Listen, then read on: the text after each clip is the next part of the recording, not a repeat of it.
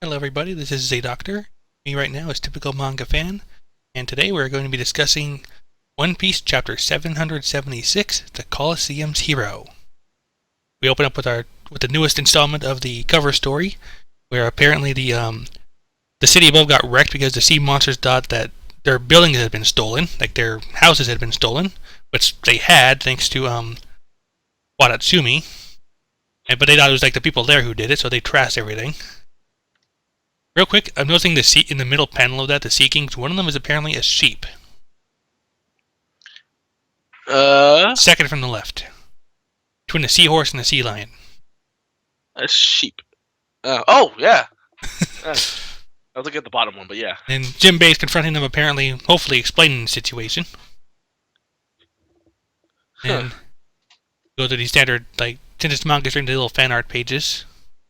Now, and we pretty much just pick up where we left off with Frankie. He's defeated Senor Pink. And he's sticking to Tentadas on the Smile Factory. And at that point, he drops. Like, he's done. He's worn out by that point. I think this is how most of the characters end up. Like, just they're so exhausted that they just dropped after their battle. Yeah, like once the crisis is averted, they can stop. Yep. And so they show the scenery around of what's going on, and at one point, also, if you notice, like where they're showing the Marines, you see like one of the formerly toy is now a gorilla. A little bump on his head. Yeah. Now we're back to the flower field where Diamante is fighting Kyros. And I like the little thing they do with his dialogue bubbles here. Like where he's throwing off this half-moon glade, but they actually have the speech bubbles like cut up so that they actually look like half-moons. Yeah. That's just a nice little touch. Yeah. So he's coming again. Everyone's going to watch out, right? Yeah. And they're getting out of the way. And then we get a huge double space, maybe close to double space spread. Like a 1.5 page spread, like a 1.5 page spread of the attack. Yeah, and then they basically have him cutting like the ground in half. Yeah. And then, it's obviously troublesome for Kairos because he's I'm gonna say Kairos now, by the way. Because he's kind of in a handicap there with the one. Yeah, leg. He's got trouble balancing. And let's see what else here. And basically he's mocking Kairos because he's saying, well, I'm basically taking your place as the current hero of the Coliseum. Yep. That's me. If you guys remember, Diamante was the final boss in the Coliseum. Yep. And Kairos is like, who cares, man? Like I couldn't care less about. It says I could care less, but really it should be couldn't care less because just a little nitpicky grammar thing that gets to me sometimes. But he's basically just like Diamante's using his power to float around and dodge He's floating like a butterfly while Kairos tries to sting like a bee. You need to give me a handicap for my lack of a leg. You don't need to give me a handicap for my lack of a leg. Yep. So basically, he's like, "Who's screwed? Screw. I don't care about me supposedly having this handicap. If I was going to use an excuse, I wouldn't even battle you in the first place." Yeah. It actually reminded me of Zoro back when he first, like, way at the beginning where he's fighting Kabaji. He's got that big old gash on his side, and then like just to prove the point that he's not letting that stop him, he actually opens it up even more, and then starts fighting again. Like if he loses to an opponent while he's injured or only that light, he doesn't deserve to keep going. So, but at this point, Diamante accepts the invitation to not hold back and just throws out lot of little fireworks shooters out of his cape with his flutter powers. And they all shoot stuff into the air. Of course, it's high enough up that they can't see what it is right away, but it turns out they're like little spiked iron balls. I think the proper term is going to end up being caltrops, unless they use something else. Yeah, it's just really weird how he got them out. He rolled them up into like cannons. It was kind of weird, really weird. But in a way, that's kind of like how his power works. Like because he can fold up and get them all fluttery. Like he can pretty much store whatever he wants on him and just kind of take it out at need. And it's pretty much raining spikes at this point. Yep. Which is going to be really painful. Obviously he's avoiding them because he obviously won't set them off on himself. So he's got like himself in a little umbrella there to pull them off, and Robin's getting ready to do it as well. Like she actually takes a whole bunch of the sunflowers and actually makes like a big old sunflower umbrella to protect herself and Rebecca. Totally forgot he used an umbrella there for a sec. But he said like, yeah, I'm glad there's a sunflower field. Forgive me for cutting short your beauty. Rather than wriggle, it's useless. Adios. You just kind of notice that Diamante's like facial expressions have gotten really weird in this chapter, like really like super like exaggerated. And then meanwhile, Kairos is a badass. Yeah, I also like to note that when Nico Robin made her umbrella, it's kind of interesting that her name, the names of her technique is always based on flowers. Right. And there she's in the sunflower field. I mean, that might be why she's apologizing for having to destroy it. Yeah, like Kairos is just being badass and just deflecting them himself. Was it Kairos? Oh, it was Nico Robin who said. Who said? Was it Nico Robin who said, "I'm so glad this is a sunflower field"? Yeah, because he's using them. Yeah, I see that. Yeah. And pretty much it's like Kairos is just like deflecting every last little one by himself. No umbrella, no nothing, just swordsmanship. Going all Jedi. Yep. Much to Diamante's shock. This expression is just ridiculous at this point. Was he like this? I mean, he wasn't like this before, was he? I mean, at least not to this degree. Not to this degree, now. He was like one of those guys you could like Dolphin could easily manipulate by saying, I think he said, oh, Well, yeah, that was one of their jokes. Like he was just saying like, no, like Doflamingo would praise him, and then Diamante would just like say no, try and be modest, and then like like, all right, if you're sure you're not up for it, no, I am. He's like, he would just praise him, and then the moment the praise stops, then he starts getting serious there. Yep. He's just like, how could you deflect all that, and he shoots Kairos in the leg just to, even he just says F it and just shoots him. Yeah, supposedly to even the odds, but honestly, I bet if Kairos had both legs, he'd just destroy Diamante. Oh yeah, I think with all this, there's no doubt whatsoever about that.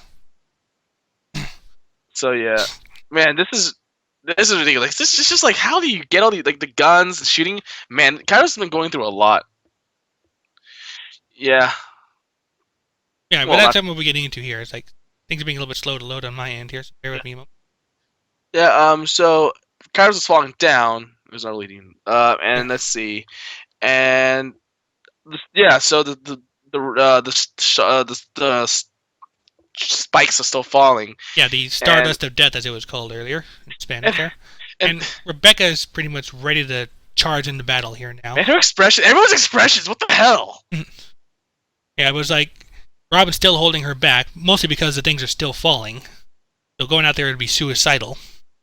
This is an interesting emotion we have here, This is actually what I'm talking about when I have emotion. Yeah. Like, Rebecca is screaming out at him, like, getting ready to charge in first chance he gets. Diamante just being an ass and taunting her about the fact that he also killed her mother.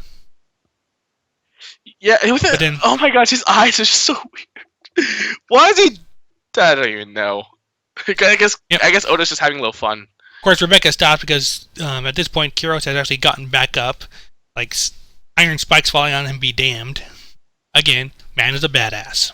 Seriously, has no one thought of the idea of using Robin to give him another leg? Has no one thought of this idea? Well, I think even if it did came up, like, would she be able to keep up with him if he was using her own leg? Because her own leg is still her leg. But if I don't know, like. Plus, I think at this point it's a matter of like personalness for them. I don't want to say pride or honor because they don't seem like the right words, but it's personal. Yeah, it just feels like it's one of those things where you just kind of like, man, it's so obvious that she's like perfectly suited for this type of situation. They're not doing it. Anyway, even though Rebecca's ready to fight, Kairos gets back up and tells her to keep her sword out of the way. And at this point, I want to mention one thing here. Like, a few chapters back when Kairos told Rebecca to stay out of the fight, like he didn't want her fighting anymore, wanted to protect her. At the time, and maybe even now it still kind of is, but I thought it was kind of like sexist, just because it seemed like it was just like he was the dad, she was the daughter, he was the man, she was the woman, that kind of thing. Keep her out of the battle. But now, after this, the little speech we get here is kind of changes my opinion of that a little bit, because of what he points out. Like at this point, Kairos is pointing out to Rebecca how she pretty much honored her mother's wish. Like her mother was. Well, at least maybe not a pacifist, but at least didn't believe in harming others. That was their her and Kiros' like initial point of contention when they first met.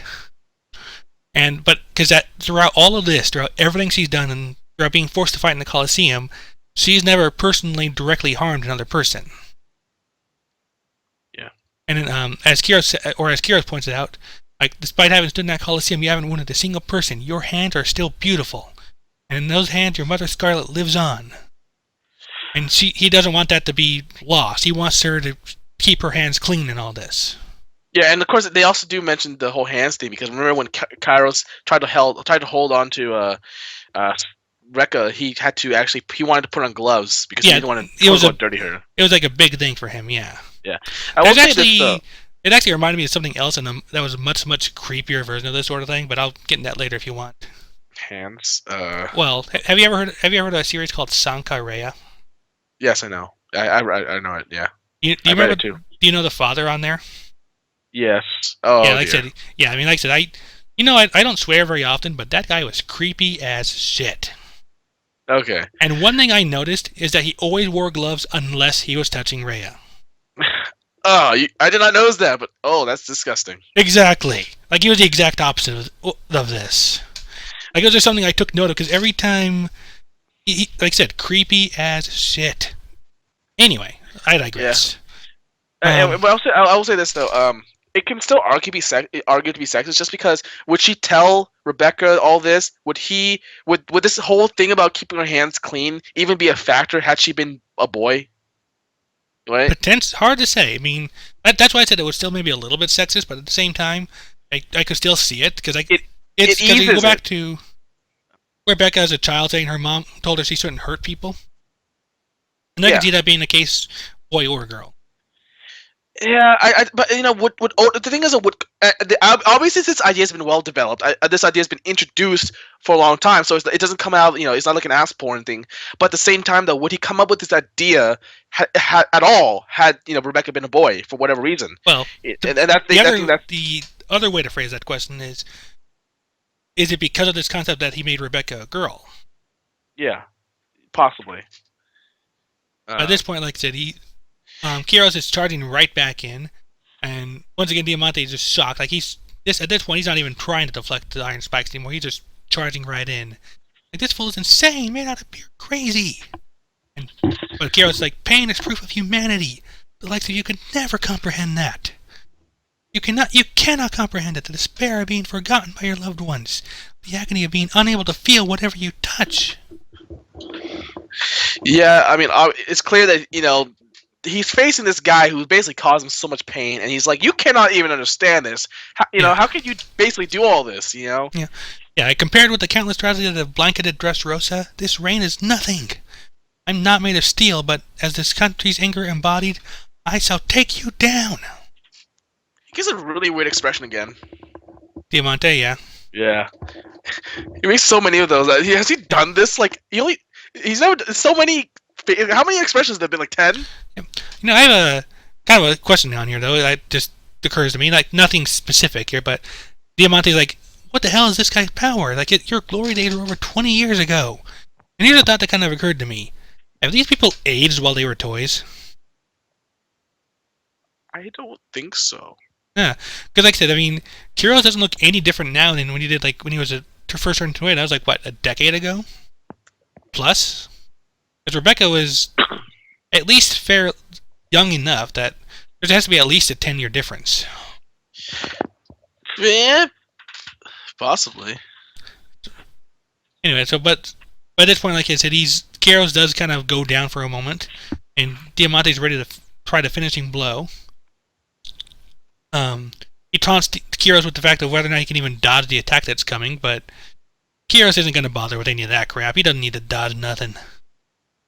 And so he tries to half moon attack him, but before he can, the Kiros attacks with another move, the Trueno Espada, and just takes him, shoots him down. Spanish. Yeah, in this case, there's a little note on here that says like Thunder Sword. Yeah, but remember, like he was like as a soldier, he was called the Thunderous Soldier of Rage. Like his full title is a toy soldier. So, and with that, barring some last second change up at the start of the next chapter, Diamante seems to be down. Yeah, and a flash, and I like the last two panels of chapter And actually, of anger. they should be down because like you got a page and a half spread going being taken down. That's usually like the signal. Yeah. So not a chapter, but a flash of anger cut through evil. So obviously, this is like the reaction is just like, yeah, he's done it. You know, this guy has finally avenged his wife, and you know this asshole is basically done for. You know, he's probably not. And one would wonder, you know, do you think Kairos is gonna maybe possibly die after this? No, I know One Piece people don't die that much. I doubt he's Kairos taking a will lot. die. I mean, if nothing else, they've got Mancheri now. Oh yeah, I forgot about that. They might use her. Yeah, I mean, if he's going to be used to anyone, it's going to be here. I wonder if he'll get his leg back now. How good are those healing powers? Huh. Good question. Will it heal? Zoro probably wouldn't want it, but would it heal Zoro's eye? Yeah. Because honestly, like I don't care how badass that is. You're still losing death, you know, in your division by having that. Like I said, I don't know if it would hinder him that badly. I mean, my brother's like lost his eye when he was a teenager, and never affected him very much. Or at least but not that I've ever observed. Like it obviously has an effect, but I don't think he's a swordsman though, who's constantly in battle, right? Well, he's badass enough. He probably could be. Probably, but right now, Zoro. I mean, it's like why pass up the chance, you know? Pride. Yeah, well, that's probably gonna be it. Anyway, right. And that's the end of the One Piece chapter. Pretty much all the early comments are pretty much about one of the little fan pictures of looks to be like a person cosplaying as Nami, and just like horror at that picture. There's not much constructive to be found there. Yeah. Oh, I almost forgot. I meant to actually do this at the very beginning, but there's one more thing before we start into going into anything more in depth with this week. I want to bring up something with last week's chapter. Last week's chapter, we had like Senor Pink's wife and son, Gimlet and Lucienne. In the actual Viz version of the chapter, the official English, it wasn't Lucienne. They actually translated her name as Russian, as in something from Russia. Okay. I was confused about this, and my notes on that video actually suggest as much. But then I listened to the One Piece podcast that week, just to kind of because they have like the translator for Shonen Jump, Stephen Paul, on there as a guest all the time. They pretty much explained the reasoning behind it. Like Gimlet is a drink, like it's a alcoholic drink. Okay. And then Russian is as well, like a white Russian or a black Russian. It's actually a kind of drink. So there was a theme naming to that. Okay. Yeah. In fact, the title of the chapter was even like "To Russian with Love," as in, which I think was a play off, if I remember right, a James Bond movie. Okay, that's interesting. Yeah. Also, like I said, the other highlight of that podcast, they also did like voices for the Tantata, like Kitty voices, like talking like Elmer Fudd, because that's how they translate them in English. Except for the one that's like a Beatle, because they just did that one like Eric Cartman. Man. Yeah. Anyway, on to the chapter proper here. Like I said, I like this chapter overall. Like I said, Kyros is a badass. There's just no other way to put that for him. Yeah, makes me wonder how strong this guy actually is compared to like the Straw Hat crew. Yeah, I mean, he's no slouch, that's for sure. Well, he's undefeated. Like, what if he went against the Warlords? What if he against one? How strong is this guy compared to all these other big badasses that we've come across so far? I'd definitely say he's right around like. I don't know about Luffy's level, because like, Luffy's going to be fighting Doflamingo, and we know that he can't quite get Doflamingo. I mean, that might be more to do with Doflamingo's powers and such than straight-up combat skill, but still. And at this point, I would say I'd at least peg him right around Zoro or Sanji's level. At the max. Yeah, Zoro Sanji's level. Okay. I mean, like I said, he's fighting an officer, or like the big officer, so that's got to give you a kind of a sign right there. Yeah, but Zoro's been mocking Pika this whole time. Yeah. I'd say he's weaker than Zoro, but stronger than Sanji. Yeah, I would say equal at the most. Yeah. I mean, it's kind of tough saying he's just as strong as a guy we've kind of known for so long, and we've seen develop, through so much. As much as we know he's been through a lot, we haven't been with this character for as long, so it's kind of hard to say. Well, he's just as strong as that guy, Yeah, Zoro's probably the better comparison here, just for the simple fact that Kyros has been fighting his entire life. And they're both swordsmen. Yeah. I mean, he started out as Kenpachi almost. Like, he just fought to fight. Like, he fought to avenge a friend, and he just fought to fight. And then it's like, kind of became an atoner somewhere along the way. Pretty much. So, and that's yep. why he's so has such a thing when it comes to Rebecca because, like she's like his redemption, like his one thing he did right. Yeah. Which is obviously why he cuddles her so much. But then again, that's what all fathers do. So yeah, and even when he was like the toy soldier and teaching her how to fight, it was at least tough love because he had to teach her to protect herself. Yeah. So I guess next chapter we'll probably be getting the Pika fight. Well, yeah, we'll probably start at the initial aftermath of this, and then we'll probably go into there might be some other update of what's going on elsewhere because we pretty much focused entirely on this, so that's about time for something like that. But did you not notice that the whole fight was finished in one chapter? Yeah. I cannot help but make the comparison to Bleach. Well, I said it's been built up for a while. The One Piece podcast I mentioned before actually point out something I hadn't realized myself, but Rinky and Senior Pink have been fighting for about 2 years in real time. Yeah, interesting. Because that's for however long these chapters have been going, like this part of the story arc. Like Senior Pink and Frankie have been at each other for the background, at least for a long time. Yeah, but at the same time, it's like the pacing elsewhere is like such that you don't really notice it. Yeah. I will say though that every fight's been ending in every chapter. Like at least one fight's been ending in every chapter or two. So I mean, the pacing is very nice in this. So even even if that whole real time thing has happened, it's just like it doesn't matter because ultimately it still wraps up really well, and you don't feel bad like it's slow. I think it helps that we've been seeing like little tidbits of the fights here and there, like throughout everyone else's actions. Yeah. Like we were seeing glimpses of Kiros, Robin, and Rebecca all throughout these battles as we've been going on here.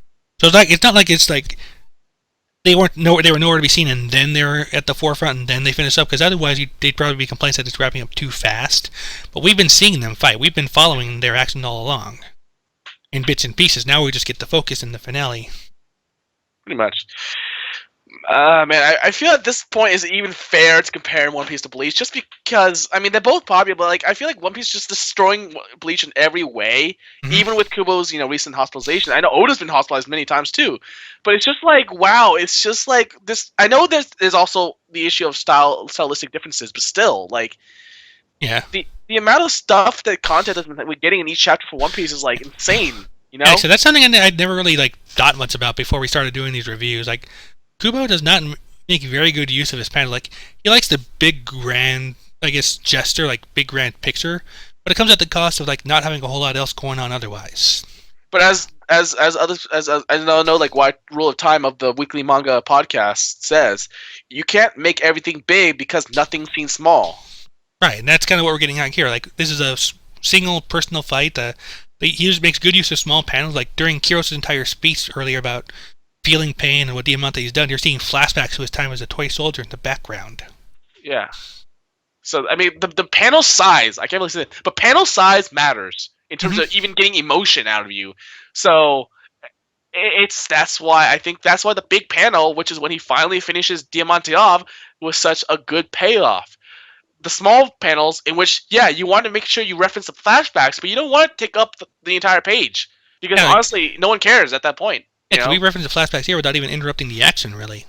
Exactly. You don't want it to interrupt the action, but that's what Bleach does. It actually uses flashbacks quite big panels quite often, which kind of just interrupts it, and you already wonder yourself, man, is this going to be another page wasted just for this thing that we already know, and many of us probably remembered it even when not having a direct reference to a bit of original reference, and that's what I'm saying. Like I just feel like Kubo, even with a stylistic difference, could learn a few things from Oda, and if he does know, and I feel like he does because he started out pretty strong with Bleach. I mean, he had a lot of small panels. The comedy was good, the emotions were good, and especially with the Grand Fisher and Ichigo's mom.